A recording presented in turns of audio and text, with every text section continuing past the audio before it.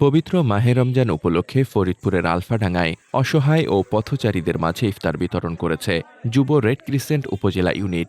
৮ March শনিবার বিকেলে আলফাডাঙ্গা পৌর এলাকার হাসপাতাল রোডে এ কার্যক্রম পরিচালিত হয়। আলফাডাঙ্গা প্রতিনিধি কোভিদ হোসেনের প্রতিবেদনে থাকছে বিস্তারিত। ইফতারের সময় ঘনিয়ে এলে ইজি বাইক ও ভ্যান চালক, শ্রমজীবী, দুস্থ ও পথচারীদের মাঝে ইফতার বিতরণ করা হয়। পাশাপাশি সংগঠনের সদস্যরা প্যাকেট হাতে নিয়ে অসহায় ও শ্রমজীবীদের কাছে ইফতার পৌঁছে দেন।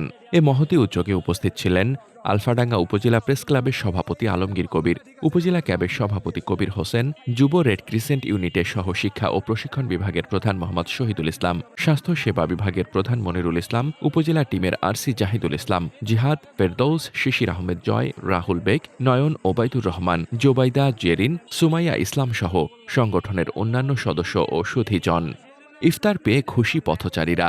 রুহুল শেখ নামে এক পথচারী বলেন, রোজার সময় দিনের বেলা খাবারের দোকান বন্ধ থাকে, সন্ধ্যার আগে বাড়ি পৌঁছানো কঠিন। এ সময় ইফতার পাওয়া আমাদের জন্য আশীর্বাদ স্বরূপ। ভ্যান চালক সুজন শেখ বলেন, পবিত্র রমজানে এই ইফতার পেয়ে আমার অন্তত ৬০ থেকে ৭০ টাকা সাশ্রয় হলো। তাছাড়া এত উন্নত মানের ইফতার বিগত রোজাগুলোতে খেতে পারিনি। এজন্য যুব রেড ক্রিসেন্ট উপজেলা ইউনিটকে ধন্যবাদ জানাই।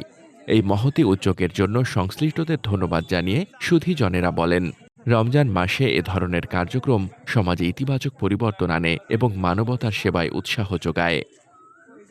মোহাম্মদ শামীম রেজা, দৈনিক খোলা চোখ।